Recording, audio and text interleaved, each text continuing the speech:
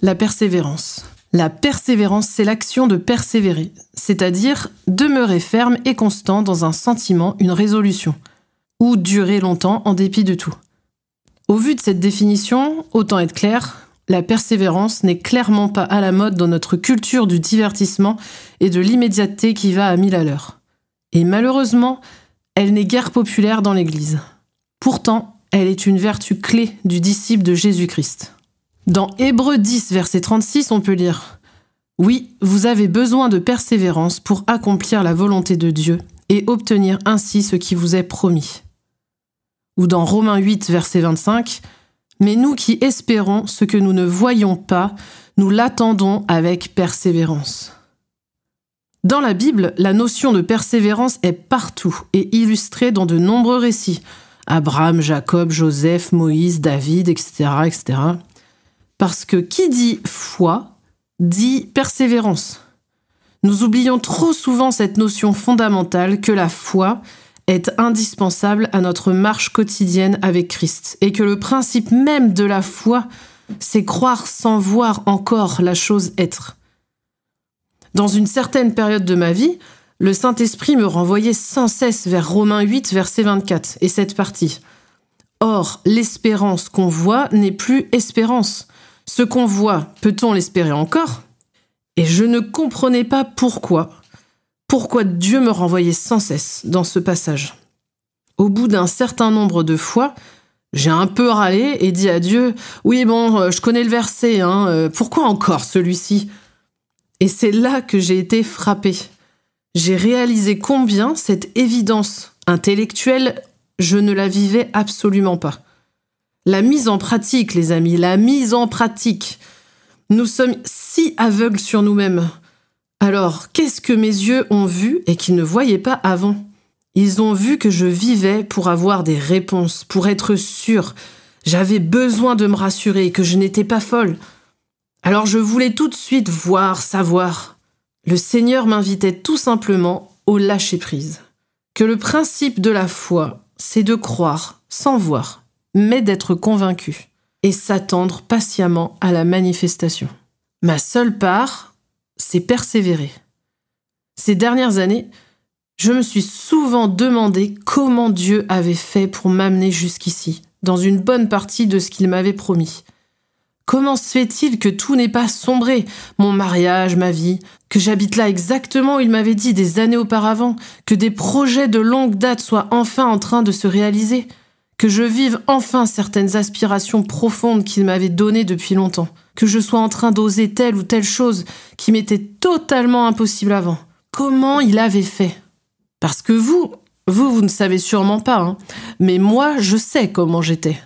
Immature, fragile, émotionnellement envahie d'un tourment infini, des pensées tourbillonnantes dans tous les sens et imaginant toujours le pire, parce que le pire pouvant forcément arriver, donc une angoisse de tout ce qui était nouveau ou inconnu, n'osant donc jamais me lancer dans quoi que ce soit de cet ordre malgré des envies profondes. J'étais terrifiée d'un milliard de choses, comme d'être rejetée et abandonnée, et qu'on me fasse comprendre que je le mérite, déployant donc des stratégies épuisantes pour que cela n'arrive jamais. Sauf que pas de chance, ça finit toujours par arriver. Et j'étais incapable de dire non dans 90% des situations.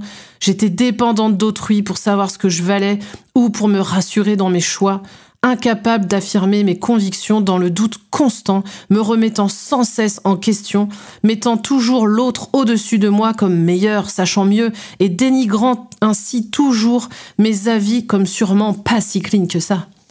Bref, je me sentais si fragile et incapable. J'avais honte de la chrétienne que j'étais. Et pourtant, j'avais foi en Dieu. Au fond de moi, j'étais convaincue qu'il y avait plus à vivre, que Dieu ne pouvait pas dire quelque chose sans que cela s'accomplisse. Je ne pouvais pas croire que ce qu'on lisait dans la Bible ne pouvait pas se vivre aujourd'hui. Alors, dans toute mon immense immaturité, j'ai persévéré. Et voilà la clé qu'un beau jour Dieu m'a révélée avec une bonne dose d'amour. Il m'a fait comprendre que cela ne tenait qu'à ça. Je n'étais pas du tout plus forte qu'un autre, oh non. Mais ce cœur d'enfant qui croit son parent coûte que coûte était la clé. qu'il suffisait de ne pas bouger, même quand les circonstances nous pressent et veulent nous faire prendre des mauvaises décisions. Toutes ces années durant, je me suis accrochée à lui, souvent avec seulement mon petit doigt. Mais cela a suffi, je vous jure, cela a suffi. Parce que sa fidélité à lui est tellement immense. Il n'a pas besoin que nous soyons 100% sûrs, il n'a pas besoin que nous soyons parfaits. Juste que nous gardions le cap qu'il a donné, ne pas en changer sans son aval. Un petit doigt vous fait toujours être accroché. Même si votre corps part dans tous les sens dans la tempête, ce petit doigt compte. Vous êtes toujours accroché. Le jour où j'ai compris ça, j'ai réalisé combien cela n'a tenu qu'à un fil. Et qu'en fait, j'ai eu l'occasion tellement de fois de me décrocher de lui à 100%. Et si je l'avais fait, je ne serais absolument pas là où je suis aujourd'hui, que ce soit physiquement, dans mes relations ou intérieurement. Et cette pensée est glaçante. La peur du légalisme et de faire culpabiliser autrui nous fait taire cette réalité. Mais nos choix ont des conséquences, bien plus que ce que l'on réalise. Oui, Dieu est très fort pour s'adapter et s'arranger avec nos erreurs. Il sait faire d'ailleurs de sacrés miracles. Mais oui, nous pouvons passer complètement à côté du meilleur de Dieu parce que nous avons préféré suivre notre chair ou la voie de l'ennemi. Et je ne vous parle pas de perdre votre salut, mais de passer complètement à côté de votre vie et de vous priver de l'action de Dieu. Pourquoi nous décrochons-nous de lui? Pourquoi se retrouve-t-on sur la mauvaise voie? Parce que l'être humain est ainsi. Tout en nous voudrait là, maintenant, tout de suite les réponses, les changements attendus ou voulus, la justice, la guérison, la liberté, le soulagement, etc., etc. Et si nous considérons que nous avons déjà tout fait et que rien n'a changé, soit on se dit qu'on s'est trompé, soit que Dieu a changé d'avis, ou pire, que Dieu le veut. C'est à ce moment exact qu'une vie peut basculer. Dans un des moments de détresse profonde que j'ai vécu, j'ai clairement entendu Dieu me dire « Sarah, c'est la mort ou la vie. Tu as le choix. Choisis la vie et tu verras s'accomplir ce que tu sais être la vérité. Mais ce ne sera pas facile, je te préviens, car ta chair va lutter. Mais je te promets que ça en vaut la peine et que tu vas arriver dans la victoire. » Eh bien les amis, personnellement, quand j'entends clairement que c'est la mort ou la vie, je choisis la vie. Mais j'aurais pu choisir la mort, parce que la vérité, c'est qu'elle était très tentante. Je me serais abandonnée à l'état de victime injustement traitée. Je me serais abandonnée à la dépression et la mort qui voulaient m'envahir et m'épuisaient de devoir constamment les repousser. Ça peut paraître paradoxal, mais quiconque a vécu cette détresse sait qu'il y a une séduction à sombrer. Même si notre cerveau sait que c'est la mort, la perspective de soulagement qui s'offre à nous à ce moment est si séduisante face à notre épuisement général. Pourtant, c'est la mort. Ça n'a tenu qu'à un fil. J'ai choisi la vie. J'ai persévéré. Mais non sans mal, non sans besoin d'être régulièrement encouragé, réaligné avec le Père et son amour. Car oui, le piège numéro 1 quand on vit une épreuve et que notre persévérance est engagée, c'est de faire preuve de persévérance par notre zèle humain. Il faut absolument faire la différence entre les deux. Qui dit persévérance selon Christ dit repos et confiance. Comment vivre dans le repos et la confiance quand vous êtes assailli dans votre corps, vos émotions, vos relations? En connaissant Dieu, en développant votre relation avec lui. Ne passez pas votre vie et vos temps spirituels sur votre problème. Ne faites pas de votre problème votre idole, votre prisme par lequel vous vivez tout. Le repos et la confiance ne sont pas des renoncements à la victoire. C'est très loin de là. C'est l'assurance que votre Papa céleste s'occupe du problème, car il sait comment vous amener dans la victoire. Lui connaît les obstacles présents à sa manifestation. Alors autant vous dire que lutter contre celui qui connaît le chemin le plus rapide est une très mauvaise idée. Soumettez-vous à sa volonté, au chemin par lequel il vous fait passer. Tant pis si ça ne ressemble à rien, que vous êtes incompris, qu'on vous dit que vous prenez vos désirs pour des réalités, que tout le monde semble tellement mieux y arriver que vous. Ne bougez pas, car vous verrez s'accomplir le miracle. Vous le verrez. Vous croyez bien en la résurrection de Jésus, non? N'est-ce pas complètement farfelu, sincèrement? La condition au miracle est une vie soumise à Christ, comme Christ était soumis au Père. Alors évidemment, pour tenir ferme, il faut connaître la vérité. Il faut que la volonté de Dieu soit imprimée en nous. Cela n'est possible que par son esprit, par une révélation. Trop souvent, nous avons des convictions intellectuelles et nous croyons que c'est la foi, mais au fond de nous, il n'y a pas la vie. Éventuellement un vague espoir. Il nous faut réaliser, quand c'est le cas, et demander à Dieu de souffler sur tout ça. Si vous n'êtes pas convaincu de la volonté de guérir, de restaurer, libérer, comment persévérer? De même, si vous avez une épreuve dans le cadre de quelque chose instauré et voulu par Dieu, là est votre promesse. Dieu vous a équipé s'il vous a envoyé, alors ne doutez pas. N'essayez pas d'être fort. Ne faites pas le chrétien super spirituel alors que toutes vos fondations sont ébranlées et que vous vous sentez reposer sur du vide. Confessez cette faiblesse, admettez, voyez-la en face et réjouissez-vous, car c'est dans notre faiblesse que nous sommes forts. Voilà la bonne nouvelle. Quelle joie et quel soulagement de savoir que ça ne dépend pas de nos capacités, de notre pouvoir, de notre force.